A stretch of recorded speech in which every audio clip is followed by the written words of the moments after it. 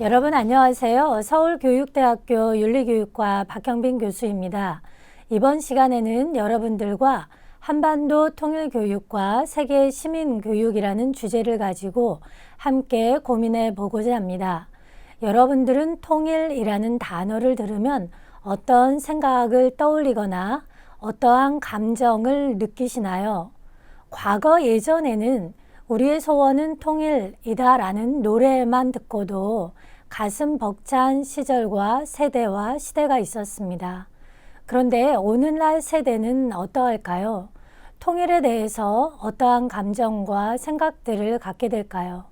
이번 시간에는 여러분들과 함께 한반도 통일이라는 주제를 가지고 세계 시민성과 관련하여 생각해 보고자 합니다. 그럼 함께 시작해 보겠습니다. 목차는 다음과 같습니다. 우리는 먼저 민족 정체성에 대해서 생각을 해볼 것입니다. 여러분들은 국가 정체성과 세계 시민성 그리고 민족 정체성이라는 단어에 대해서 어떻게 생각하고 계시나요? 세 번째는 남북한 통합 문제에서 민족주의와 세계 시민주의에 대해서 생각해 보고자 합니다.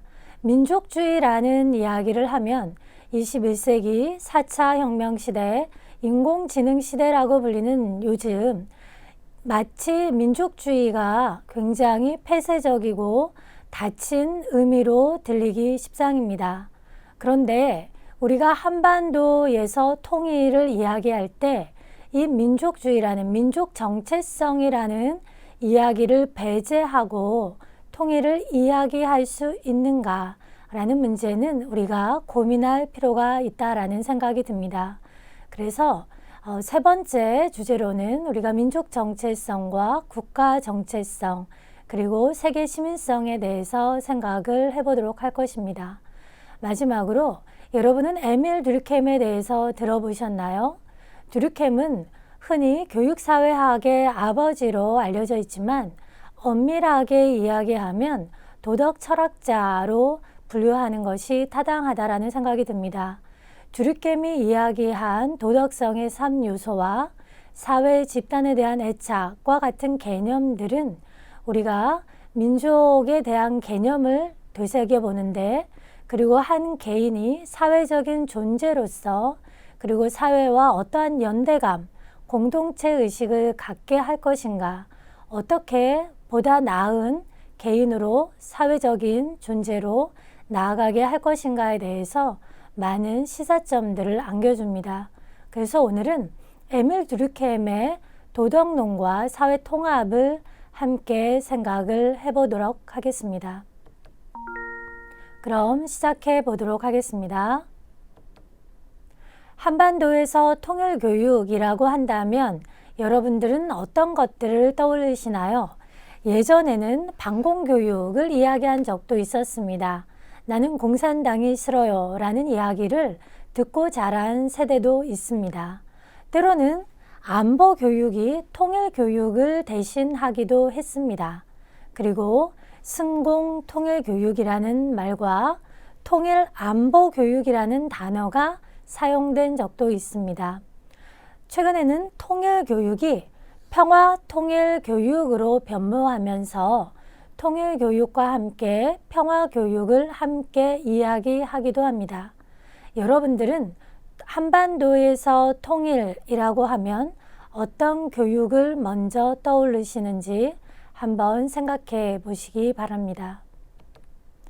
통일에 대해서 우리가 생각을 할 때 통일교육과 그리고 도덕적 사회화란 듀르켐의 이야기, 그래서 이 이야기를 우리가 엮어서 민족이라는 것과 민족 정체성 그리고 국가 정체성, 궁극적으로 세계 시민성이 상호 어떻게 연관될 수 있는지 살펴보는 것이 오늘의 주제입니다. 여러분은 어느 나라 국민이십니까?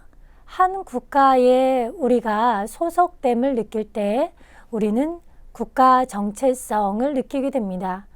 그런데 국가 정체성뿐만 아니라 지구촌 사회의 세계의 시민이라는 의식에서 우리는 세계 시민성, 세계 시민 의식을 같기도 합니다. 그래서 세계 시민교육과 국가에서 이야기하는 민족 정체성 교육, 때로는 한반도의 특수성을 반영할 수밖에 없는 통일 교육은 서로 대립된 개념처럼 여겨질 수도 있습니다.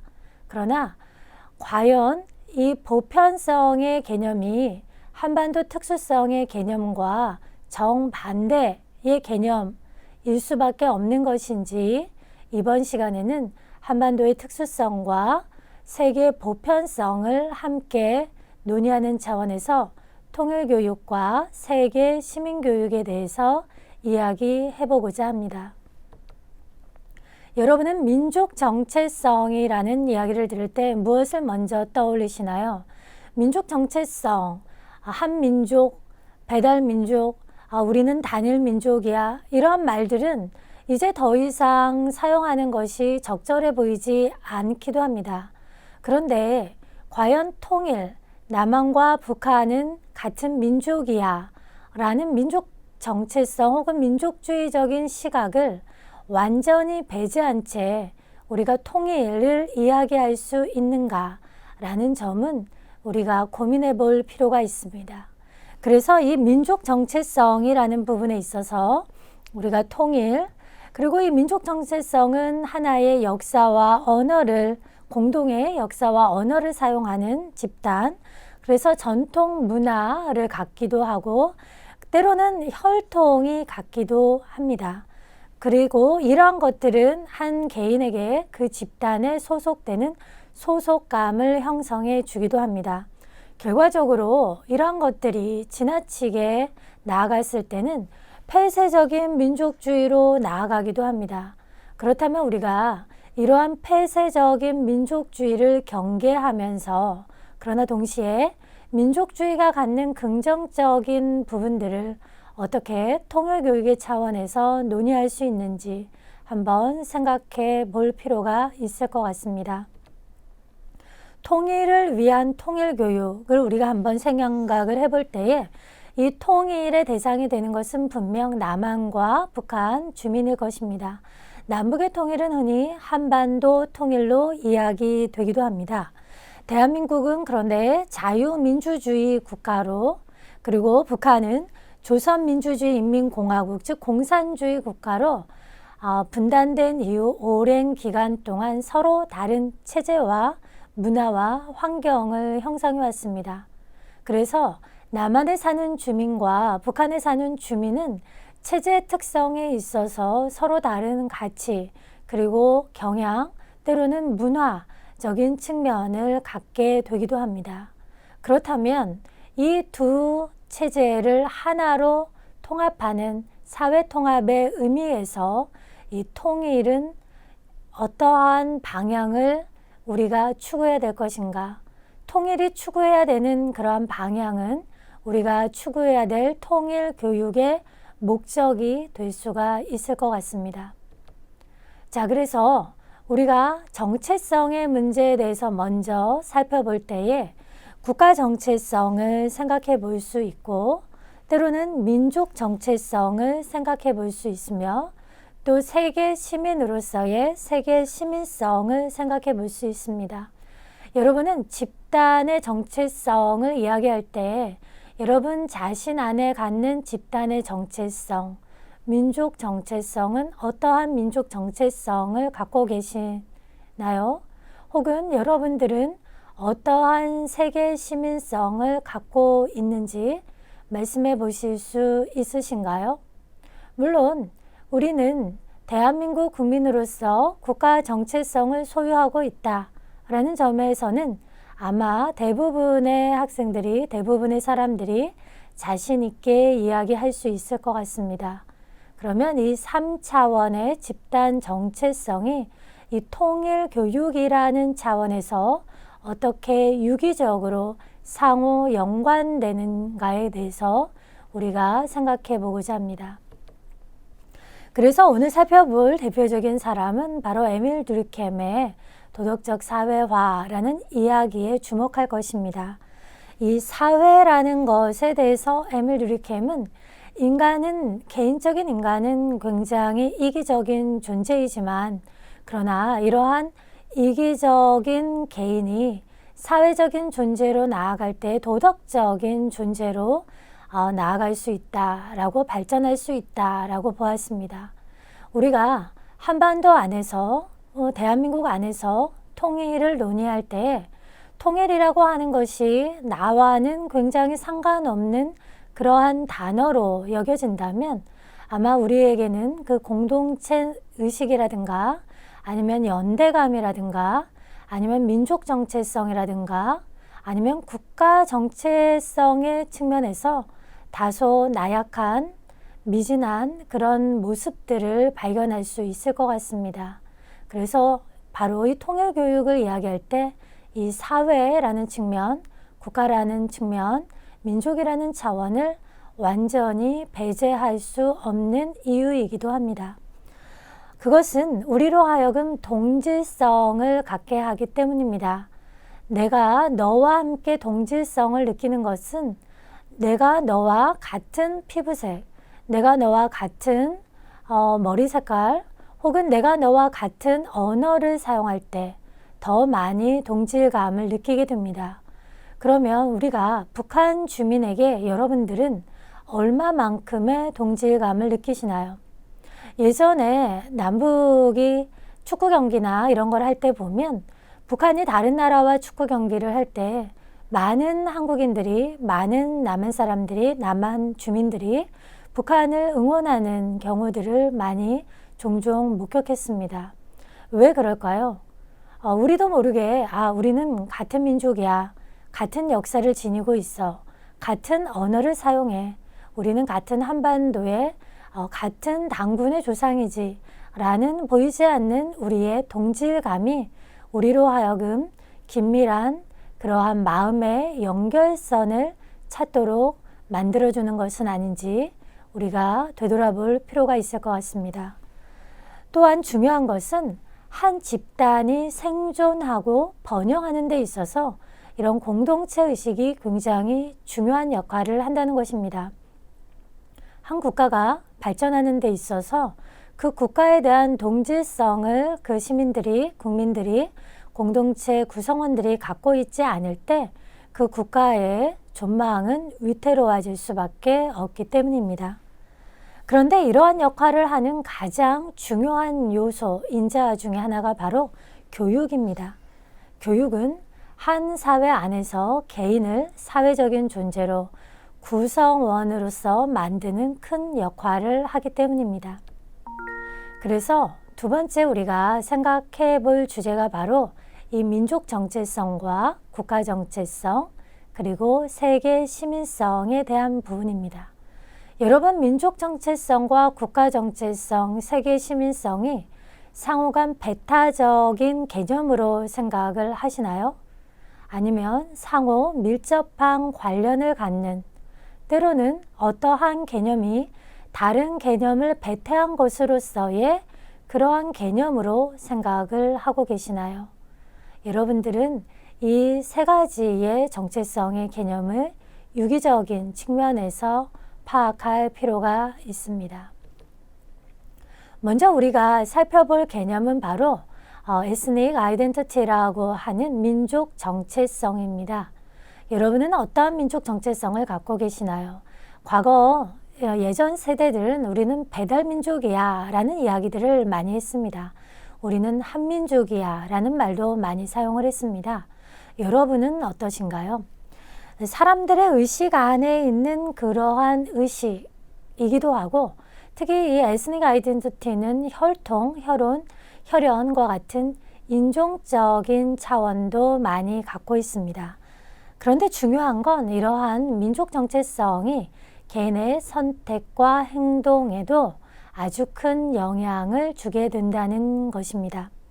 생물학적인 차원에서 볼 때 인종 정체성, 종족 정체성을 흔히 에스닉 아이덴티티라고 하는데, 이 생물학적인 차원에서 보면 많은 사람들이 민족이나 종족을 잘 구별해내죠. 대표적인 것들이 피부색이기도 하고, 눈동자의 색깔이기도 하고, 평균적인 키가 그 바로미터가 되기도 하고 혹은 머리 색깔이 그 기준이 되기도 합니다. 그래서 우리는 이런 것들을 사용해서 나름의 민족 정체성을 가지고 너와 나는 동일한 민족이야 라는 개념을 갖게 되기도 합니다. 그런데 또 한편 생각을 해보면 이 민족 정체성 안에는 종족이나 인종의 측면뿐만이 아니라 사회학적인 차원에서의 측면도 존재합니다. 예를 들면 공통의 유산, 공동의 문화, 언어, 역사를 우리가 소유하고 있다라는 것을 통해서 만들어지는 정체성, 너와 내가 같은 민족이야 라고 하는 사회적인 차원에서의 민족 정체성이 만들어지기도 합니다. 그런데 이 민족 정체성은 하나의 민족 공동체감을 형성해 줍니다. 그래서 이것은 비개인적으로 한 개인을 보다 사회적인 존재로 만들기도 하고 그리고 한 국가의 부분을 구성하기도 하죠. 우리나라는 흔히 한 민족이 한 국가를 형성한 것으로 흔히 이야기들을 많이 해왔습니다. 그런데 세계의 다른 많은 나라들은, 국가들은 여러 민족이, 혼합 민족이 한 국가를 형성하는 사례도 많이 있습니다. 그런 경우에는 민족 정체성이 한 국가를 형성하는 부분으로 작용을 하기도 합니다. 때로는 이 공통조상이 민족 정체성을 만드는 아주 주요한 요인으로 작용을 하기도 합니다. 그리고 대표적인 것들이 바로 유전적이고 혈연적인 것을 통해서 아주 손쉽게 너와 나는 같은 민족이야 라는 구분을 짓게 만들게 됩니다. 중요한 건 이러한 민족 정체성이 우리로 하여금 너와 나 그리고 우리에게 친밀감과 공동체 의식을 형성해 준다는 것입니다. 그러면 왜 이 친밀감과 공동체 의식을 형성하는 것이 중요할까요? 내가 어떤 집단의 소속감을 느끼고 너와 내가 같은 민족, 같은 집단 구성원이라고 느낄 때 내가 그 집단의 어떤 발전, 존립, 그리고 그 집단의 성장을 위해서 때로는 나의 희생을 감수하면서도 노력을 하게 만들 것입니다.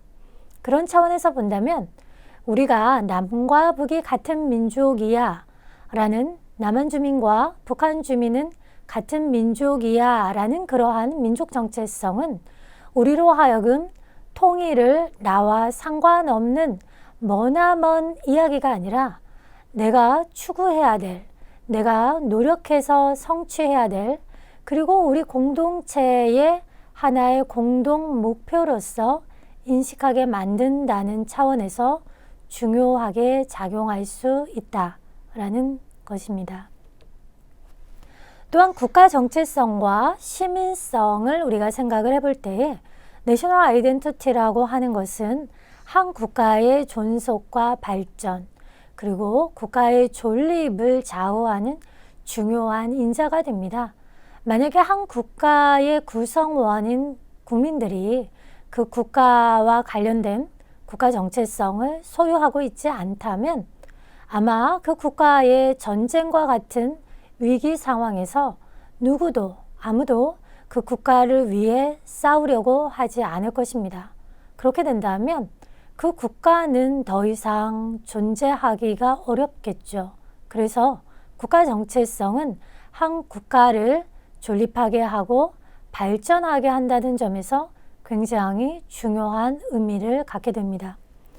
또한 국민 단합과 결속력을 만들어주는 것도 국가 정체성입니다.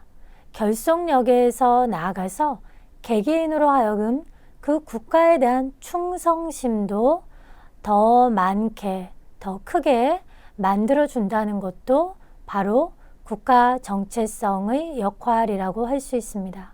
자, 그럼 제가 여러분한테 질문을 한 가지 해보고자 합니다. 여러분은 대한민국 국민으로서의 정체성 얼마만큼 갖고 계시나요?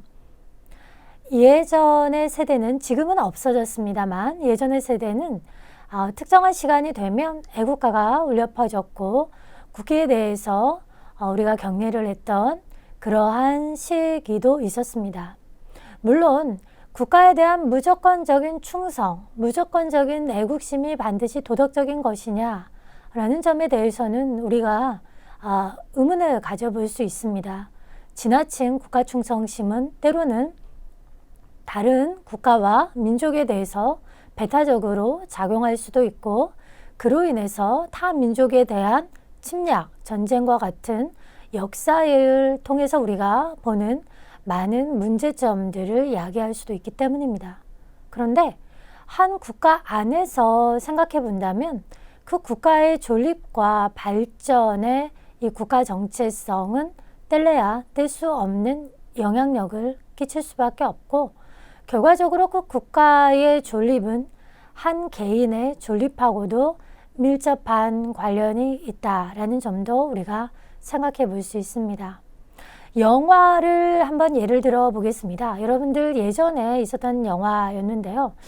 그 영화에서 한 주인공이 어떤 나라에 착륙을 해서 이제 공항에서 나가야 되는데 그 국가가 사라져 버린 겁니다. 그랬을 때 이 사람이 국가의 자기를 든든하게 받쳐주는 그 국가가 없었을 때 그 공항에서 터미널에서 나갈 수 없고 그래서 그 안에서 공항에서 일정 시간을 보낼 수밖에 없었던 그러한 영화도 있습니다. 그런 걸 본다면 우리가 한 국가의 국가 정체성, 국가의 존립, 국가의 발전이 개인과 무관하지 않다라는 것을 우리가 생각해 볼 수 있을 것 같습니다. 스미스는 그래서 이 국가 정체성에 대해서 이렇게 이야기를 합니다. 공통의 신화와 역사적인 기억, 그리고 공통적이고 대중적인 문화. 최근에 여러분 한류라고 하는 K-팝이라고 하는 여러 가지 문화 현상들, 가요들 여러분 대표적으로 많이 들어보실 수 있을 것 같습니다.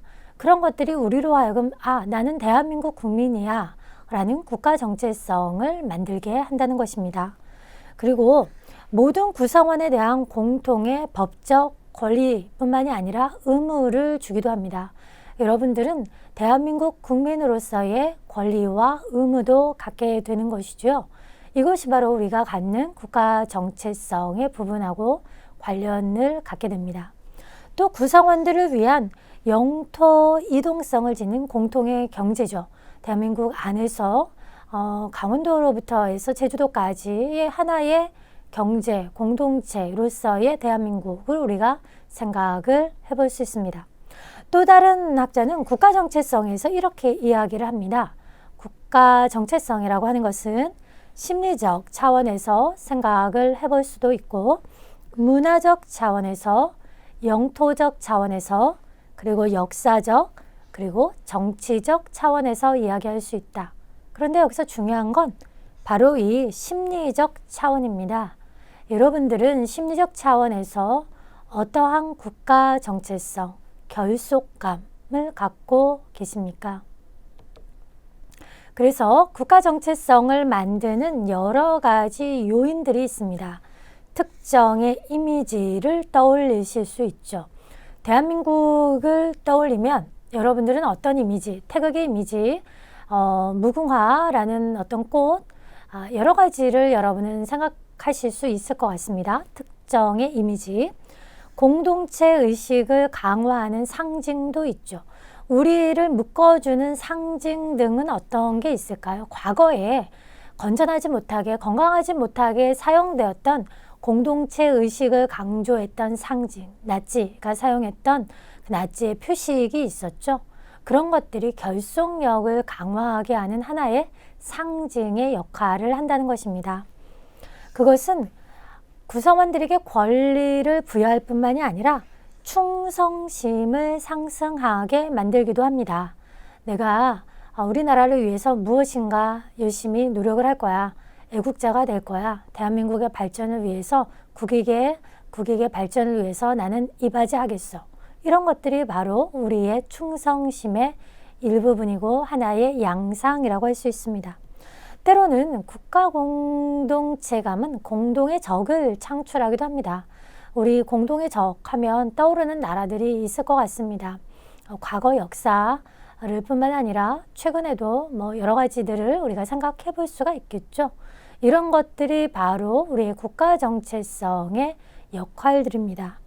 그런데 중요한 건 바로 이 국가의 교육과 미디어 시스템이 점진적으로 통합하면서 바로 이러한 국가 정체감을 국민들로 하여금 갖도록 교육시키고 또한 한쪽에서 갖도록 도와주는 그러한 역할들을 한다는 것입니다.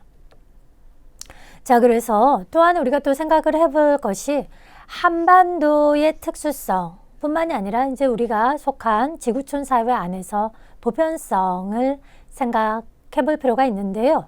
월드 시티즌십 뿐만이 아니라 코스모폴리탄 시티즌십 같은 하나의 범세계 시민주의라고 할 수 있는 거죠. 글로벌 시민성이라고 하는 것들은 우리로 하여금 21세기의 시민성으로서 탈민족주의를 우리에게 요청합니다. 너희는 너희 민족을 너무 운운하지 마라. 민족을 너무 운운하다 보면 배타적이고 그리고 다른 나라에 대해서 폐쇄적이고 닫힌 민족주의로 될 때 역사적으로 우리가 굉장히 많은 그러한 비도덕적인 역사의 아픈 그러한 사건들을 목도하지 않았느냐. 그래서 우리가 추구해야 할 것은 바로 21세기의 시민성, 보편적인 시민성, 세계 시민성이다 라는 이야기들을 하기도 합니다. 그런데 여러분, 한반도는 우리나라는 남한과 북한은 세계 유일의 분단국이라는 것을 우리가 배제할 수 없습니다. 그렇기 때문에 우리는 통일부라는 부처를 특수하게 갖고 있기도 한 통일을 민족의 염원으로 논의하며 통일에 대해서 고민하기도 하죠. 우리가 한반도 통일을 이야기할 때 특수성, 한반도의 특수성, 분단이라는 특수성, 한민족의 특수성을 완전히 배제하고 통일을 이야기할 수 있을까요? 만약에 그렇게 할 수 없다면 우리가 21세기의 시민성 안에서 이 특수성을, 통일 교육을, 통일 시민성을 어떻게 자리매김해야 할 것인가 고민할 필요가 있다라는 것입니다.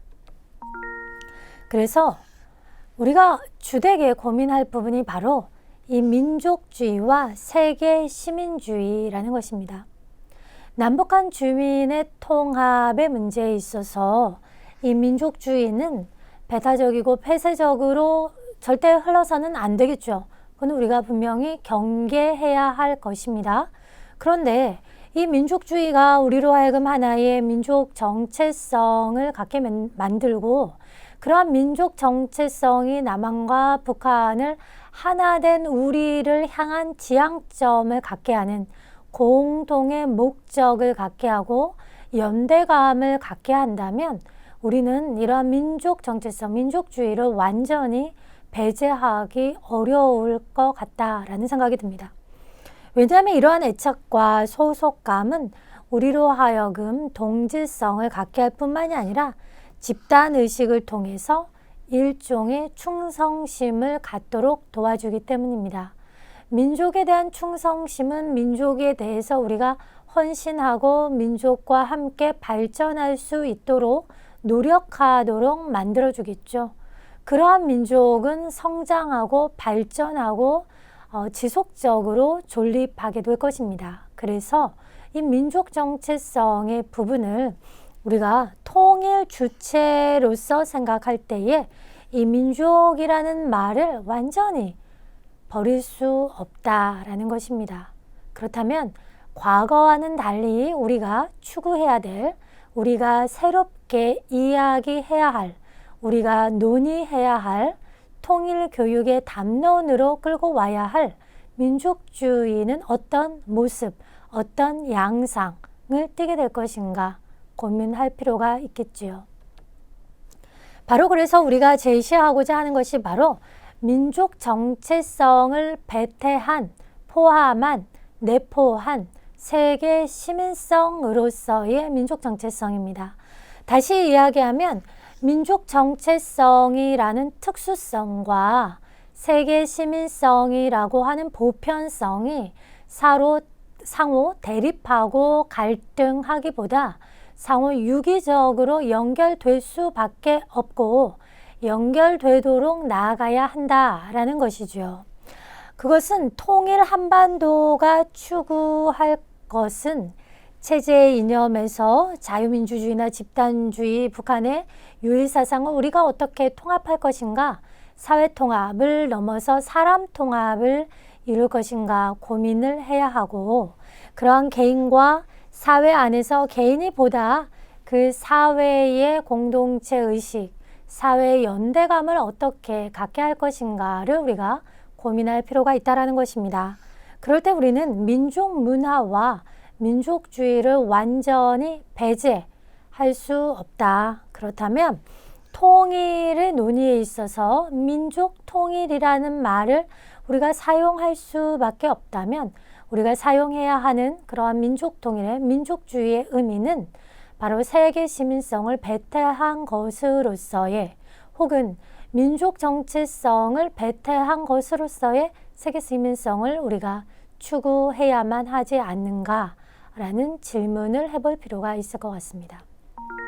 그래서 우리가 에밀 듀르켐의 논의를 통해서 이러한 시사점을 얻고자 합니다. 에밀 듀르켐은 도덕론을 통해서 개인이 사회적인 존재로 궁극적으로 이야기하면 이기적이고 본능적인 존재인 이성은 매우 빈약한 그러한 존재인 개인이 어떻게 도덕적인 존재로 나아갈 수 있는가라는 측면에서 이 사회와의 긴밀한 연관성을 이야기했습니다. 그래서 도덕적 사회화로 간단히 정리해서 이야기할 수 있는 에밀 듀르켐의 이야기를 한번 되짚어 보고자 합니다.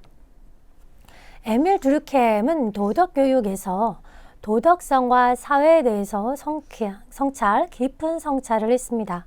교육은 곧 도덕적 과업이고 교육은 사회를 전제로 할 때 이루어진다라고 이야기했습니다. 그래서 도덕교육은 공동체 생활을 위한 중요한 초석일 뿐만 아니라 어린이의 사회화 이상의 의미를 한다라는 것입니다. 그래서 도덕적 개인주의라는 듀르켐의 이야기는 도덕 공동체를 추구하고 이기주의를 규제하는 의미를 갖고 있습니다. 예를 들어 설명하면 이렇습니다. 한 개인이 있습니다. 이 개인은 굉장히 이기적이죠. 우리 자신을 생각해도 우리는 이기적인 모습을 때때로 많이 발견합니다. 만약에 어떠한 사람이 길을 지나가다가 갑자기 침을 길가에 그냥 뱉고 싶은 충동을 느꼈습니다. 만약에 주변에 아무도 보는 사람이 없다면 그냥 침을 뱉고 싶은 그런 마음이 들고 침을 바로 길가에 뱉을 수 있겠죠. 그런데 만약 그 주위에 누군가 많은 사람들이 이 사람을 지켜보고 있고 그 지켜보고 있는 사람들이 이 사람에게 의미 있는 중요한 사람이고 때로는 이 사람이 뭔가 잘 보여야 하는 어떤 이해관계가 걸려있는 그러한 사람이라고 한다면 이 사람은 자기가 든 길거리에 침을 뱉고 싶어 라는 생각을 바로 실행하지 않을 것입니다. 어떻게 보면 자기의 이기심을, 자기의 본성을 잠시 절제하고 억누르고 자기를 보다 나은 어떤 도덕적인 그런 모습을 보이려고 노력하겠지요. 이것이 바로 개인의 도덕적인 사회화라고 할 수 있습니다. 에밀 듀르켐은 개인은 너무나 나약하기 때문에 개인의 도덕성을 우리가 기대하기가 굉장히 어려울 수 있다. 무인도에서 혼자 혹은 기계스의 반지를 낀 사람에게 도덕적일 것을 우리가 요구하기가 매우 어려울 수 있다는 것입니다. 근데 이 사람이 사회 집단에 대한 애착을 가지고 사회의 한 구성원으로서 사회에서 지켜야 하는 규칙, 규율들을 지키고자 한다면 바로 자기의 이기심을 극복하고 보다 나은 사람으로 사회적인 존재로 나아가게 되는 것이죠. 이것이 바로 듀르켐이 이야기하는 도덕적인 사회화입니다. 그런데 우리가 이 부분을 통일교육하고 밀접하게 관련지어 생각해 볼 수 있습니다. 통일이라고 하는 것은 개인적인 차원에서 보면 최근에 통일의식 조사들을 살펴보면 최근으로 올수록 2018년, 19년, 2020년에 와서 점점점 더 젊은 세대일수록 통일에 대한 어떤 필요성이나 통일에 대한 어떤 헌신의 의식들이 매우 옅어짐을 나타낸다라는 연구 결과들이 있습니다. 그런 사실들을 보여주면 우리가 개인의 입장에 생각해 볼 때 통일이 뭐 나에게 어떠한 이익을 줄 것인가, 이기적인 측면을 생각을 해본다면 공동체에 대한 헌신이라고 하는 것은 굉장히 어렵죠. 그런데 통일을 이룬다는 것은 통일은 공동체의 목표이기 때문에 우리가 연대감이나 공동체 의식을 가져야 할 필요가 있습니다. 그래서 통일 교육을 이야기할 때는 이기적인 개인을 상정하기보다 공동체로서의 개인을 이야기할 때 우리가 통일을 보다 활발하게 통일에 대한 논의, 담론을 이끌어갈 수 있을 것입니다. 그래서 우리가 에밀 듀르켐의 이 도덕적 사회와의 논의를 통일 교육의 차원에서도 유심히 바라볼 필요가 있다라는 것이죠. 사회 그리고 개인, 그래서 도덕성의 3요소. 에밀 듀르켐은 이렇게 얘기합니다. 사회와 개인의 결합을 통해서 인간은 보다 도덕적인 존재로 나아가게 된다. 그래서 도덕적인 존재는 어떻게 보면 자신이 아닌 것에 대한 헌신을 하는 존재가 우리가 도덕적인 존재라고 할 수가 있겠죠. 그래서 사회 집단에 대한 애착, 그리고 규율정신, 또 자율성, 이런 것들을 에밀 듀르켐은 도덕성의 3요소로 보았고, 그런 것들을 통해서 우리가 집단의식을 갖고 사회화가 될 때, 사회 공동체감을 갖게 될 때 우리는 보다 나은 존재로, 사회적인 존재로, 궁극적으로 도덕적인 존재로, 이기심을 극복한 존재로 나아갈 수 있다라고 본 것입니다. 자, 그래서 통일교육에서 사회 통합을 위한 집단의식으로서의 민족 정체성 교육에 대해 생각해 볼 필요가 있습니다. 민족 정체성이라고 하는 것은 공동의 정체성이죠. 개인 정체성에서 나아가는 것입니다. 한 사회 구성원으로서, 민족의 구성원으로서 자기를 생각하는 거죠. 그래서 집단의 존립과 발전에 영향을 준다라는 이야기를 했고요. 만약에 통일 대한민국을 생각한다면 통일 한반도를 우리가 생각해 볼 때에 이 통일의 논의에서 이 집단 정체성은, 민족 정체성은 이 통일의 담론을, 통일을 보다 가까운 우리의 미래로 다가오게 만드는 견인차 역할을 할 수 있을 것 같습니다. 그래서 21세기의 시민성, 탈민족주의를 이야기할 때도 우리가 추구하는 민족 정체성은 아까 뭐라고 설명을 했죠? 네, 맞습니다. 세계 시민성을 배태한, 민족 정체성을 배태한 세계 시민성, 세계 시민성을 추구하는 것으로서의 민족 정체성을 우리가 이중적으로 생각해 볼 수 있다는 것입니다. 그래서 개인의 이익뿐만이 아니라 집단 이익을 함께 고려할 수 있는, 그래서 사회적인 존재로서 나아갈 때에 우리 통일을 보다 활발하게 논의할 수 있다. 특히나 이 모두에 의해서 여겨지는 공통의 신념이죠. 통일에 대한 것은 어떻게 보면 우리를 위한 것이고 모두를 위한 것입니다. 통일 한반도라고 하는 것이 우리 한반도에 국한되는 특수성에 머무는 게 아니라 한반도의 평화는 곧 우리 주위 국가들의, 주변국들의 평화하고도 안위하고도 밀접하게 연관이 된다는 점에서 본다면 바로 우리가 특수성을 넘어선 보편성을 함께 논의할 수밖에 없다라는 것이죠. 그래서 공동의 열망과 우리의 전통, 상징 등을 어떻게 우리가 추구할 것인가. 교육, 특히 도덕교육과에서 이루어지는 통일교육은 우리가 이러한 사회를 정신적으로 하나로 묶는 그러한 중요한 역할을 한다라는 것입니다. 교육은 나와 너를 하나로 묶는 역할을 한다라는 측면에서 굉장히 중요한 의미를 갖고 있습니다. 민족 정체성을 배태한 세계 시민성이라는 단어를 아까 사용했는데요. 통일 한반도를 생각할 때에 체제 이념, 자유민주주의나 집단주의 유일사상을 포함해서 우리가 통일 한반도, 민족 문화, 어떻게 보면 이 민족주의를 폐쇄적인 닫힌 것에서 그러한 민족주의를 경계해야 되겠죠. 경계하고 우리가 보다 나은 이제 개인과 사회를 어떻게 통합할 것이냐의 논의에서 우리가 이러한 논의들을 해볼 필요가 있다는 것입니다. 그래서 통일 교육에서 우리가 통일에 대한 열망을 한번 생각해 볼 수 있습니다. 통일에 대한 열망, 공동체가 갖고 있는 공동체의 열망, 공동체의 목표가 마치 내가 추구해야 될 나의 목표와 같이 그에 대한 일종의 어떤 필링, 감정, 이모션, 정서라든지 하는 패션, 열정 이런 것들을 어떻게 갖게 할 것인가. 학교 안에서 공동체 의식, 연대감 그리고 사회에 대한 애착을 갖게 만드는 것은 굉장히 중요하죠. 만약에 어떤 A라는 나라가 있는데 A라는 나라에 B라는 나라가 침략을 했습니다. 그런데 A라는 나라의 모든 국민들이 그 사회 집단, A라는 나라에 대한 집단에 대한 애착을 갖지 않고 지금 B라는 나라가 침략해 왔어. 나 도망갈 거야. 모두가 다 도망가 버린다면 A 나라를 지킬 사람은 아무도 없겠죠. 그러면 A는 B에게 어떻게 될 수밖에 없을까요? 속국이 될 수밖에 없겠죠. 그런 측면에서 본다면 이 사회 집단에 대한 애착은 때로는 개인의 존립하고도 밀접하다라는 이야기를 아까 앞에서도 했었습니다.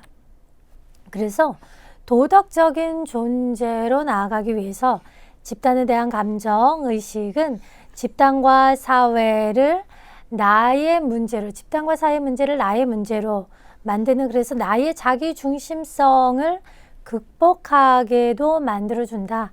사회적인 존재로서 나를 존립하게 만들고 이 사회적인 존재로서 내가 나갈 때 나의 이기심을 극복하도록 돕는다라는 것이죠.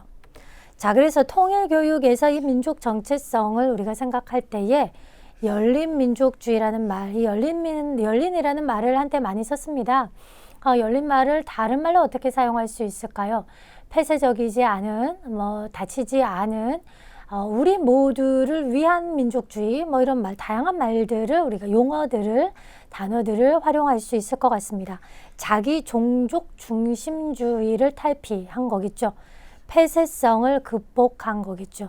이런 것들은 궁극적으로 바로 도덕적인 측면이 확보된 것으로서 민족주의, 민족 정체성일 것입니다. 바로 이 도덕적인 측면을 확보한다는 것은 바로 세계시민성, 보편성까지도 추구할 수 있게 만든다라는 것이죠. 그래서 이 에밀 듀르켐이 주는 시사점들을 우리가 생각해 볼 수 있습니다. 사회 통합을 위해 학생들을 민족 공동체와 결합시킨다면 민족 공동체가 갖고 있는 그러한 목적의식을 나의 목적으로 추구하게 만든다면 우리가 추구할 공동체의 목표들은 잘 성취될 수 있겠죠. 그래서 필요한 것이 사회 집단에 대한 애착, 한민족 공동체에 대한 애착은 우리로 하여금, 학생들로 하여금 연대감과 집단에 대한 충성을 도모할 수 있게 만들 것이다. 사회화의 민족 정체성의 고양 기능도 하게 되고 민족 집단에 대한 애착을 위한 어떤 상징으로서도 작용할 수 있을 것이다. 중요한 건 이런 것들이 만드는 친밀감인 거죠. 그래서 세계 시민성과 조화된 민족 정체성, 그래서 이런 것들이 바로 아래와 같은 내용들에 영향을 줄 수 있겠다라는 것입니다. 자, 그러면 우리가 몇 가지 먼저 생각을 해보겠습니다. 초등학교 교육과정에서 민주시민교육과 평화교육이라고 하는 것은 보편성 차원의 교육이죠. 통일교육이라고 하는 것은 때로는 특수성의 교육으로 이해되기도 하지만 아까 설명한 바와 같이 한반도의 평화의 차원에서 본다면 통일교육은 비단 보편성을 포함할 수밖에 없는 특수성을 넘어설 수밖에 없는 교육이 되는 거겠죠. 그래서 평화통일에 대한 신념과 태도들을 갖게 하는 거, 민주시민의 어떤 교육, 도덕적인 시민의 자질, 그래서 궁극적으로 평화통일, 인류의 평화를 실현하는 거, 이런 모든 것들이 다 통일교육 안에서 논의될 수 있겠다라는 것이고 도덕과 안에서 논의되는 주요 주제이기도 합니다. 그래서 초등학교 교육과정에서 통일교육과 시민교육은 특수성과 보편성은 상호 밀접하게 관련을 맺는다라는 것이죠. 또 하나 대한민국의 헌법 제4조를 생각해 보겠습니다. 대한민국은 통일을 지향하며 자유민주적 기본질서에 입각한 평화적 통일정책을 수립하고 이를 추진한다 라고 나와 있습니다. 그래서 통일교육원에서 만든 2018년 평화통일교육 방향과 관점에서는 민주시민교육적 요소와 평화교육적 요소가 함께 들어있습니다. 그래서 아까 초반부에 제가 여러분은 통일교육을 어떻게 생각하시나요? 라는 질문을 통해서 최근에는 평화통일교육으로 이름 불려지고 명칭되고 있다라는 이야기를 제가 했었습니다. 자, 그래서 한번 정리를 해보고자 합니다. 통일이라고 하는 것은 남한 주민과 북한 주민이 함께 만들어가는 것입니다. 물론 통일의 과정과 통일을 준비하는데 많은 혼란과 어려움이 있을 수밖에 없습니다. 그런데 이러한 어려움들을 극복하기 위해서 우리가 민족주의 시각을 완전히 배제할 수 있느냐? 완전히 배제할 수는 없을 것이다 라는 이야기를 했죠. 그것은 민족 정체성이 우리로 하여금 소속감과 집단에 대한 애착 같은 것들을 심어줄 수 있고 결과적으로 통일시대, 통일시민성을 만드는 주요 요인으로 작용할 수 있겠다라는 것입니다. 그래서 이러한 집단 이기주의와 배타적 민족주의에 대한 극복은 곧 세계시민주의, 세계시민성하고도 밀접하게 관련을 맺게 되는 거죠. 그렇다면 여러분은 통일시민, 좋은 시민은 어떤 시민이라고 생각하십니까? 어떤 가치, 우리가 추구하는 공동의 가치, 어떤 공동의 덕목, 공동의 어떤 정체성, 때로는 이 정체성이 민족 정체성, 국가 정체성, 세계 시민성이 될 수도 있겠죠. 그리고 이런 것에 대한 어떤 지식을 갖춘 이런 것들을 인지적이고 정서적이고 행동적인 요소를 갖춘 시민이 바로 우리가 통일 시민이라고 이야기할 수 있을 것 같습니다. 그래서 통일 시민성과 세계 시민성은 특수성과 보편성이 함께 어우러진 유기적인 개념이고요. 그래서 통일 시민이 갖추어야 할 통일 시민성, 민주 시민이 갖추어야 할 민주 시민성, 세계 시민이 갖추어야 할 세계 시민성, 이 상호간은 서로 민주 시민성을 배태한 통일 시민성, 통일 시민성을 배태한 세계 시민성과 같이 상호 연관되고 유기적으로 작용할 수밖에 없다라는 이야기를 오늘 했습니다. 통일교육의 그래서 특수성과 보편성은 통일교육의 특수성은 한반도와 남한과 북한, 남북한 주민과 북한 주민이라는 특수성이지만 그러나 세계 시민으로서 우리가 민주시민, 평화교육, 세계 시민을 이야기할 때 통일교육의 보편성을 우리가 아울러서 논의할 수밖에 없겠다라는 이야기입니다. 자, 그러면 오늘 이야기를 정리해 보고자 합니다. 먼저 여러분은 통일교육의 목적을 무엇이라고 생각하십니까? 오늘 여러 가지 주제들을 이야기했었는데요. 여러분의 언어로 여러분의 의견을 한번 제시해 주시길 바랍니다. 둘째, 두루케미 이야기를 통해서 도덕적 사회화란 이야기를 했습니다. 여러분은 교육의 차원에서 도덕적 사회화 어떤 의미를 갖고 있다고 보십니까? 오늘 우리가 주제로 삼은 한반도의 통일교육과 세계 시민교육과 관련해서 도덕적 사회화는 어떤 의미를 갖고 있는 것일까요? 그리고 통일교육과 도덕적 사회화의 관계를 여러분이 말씀해 주실 수 있을 것 같다는 생각이 듭니다. 마지막으로 통일교육과 세계 시민교육과의 관계를 생각해 볼 수 있을 것 같습니다. 자, 여러분 오늘은 우리가 한반도 통일교육과 세계 시민교육에 대해서 이야기해 봤습니다. 통일교육이라고 한다면 한반도의 특수성을 먼저 떠올리기 쉽습니다. 세계 시민교육이라고 한다면 지구촌의 보편성을 먼저 떠오르게 됩니다. 그런데 한 개인은 한반도에 사는 동시에 바로 세계 시민으로 양측 모두의 시민성을 함께 공유하고 소유하고 있습니다. 그렇게 본다면 우리는 특수성과 보편성을 함께 논의할 수밖에 없고 이 둘의 어떠한 관련성을 갖고 있는가를 고민해 보지 않을 수 없다라는 것입니다. 이번 시간을 통해서 여러분들이 통일 미래를 준비하는 미래통일 시민으로서의 역량 함량에 도움이 되었기를 바랍니다. 여러분 수고하셨습니다. 감사합니다.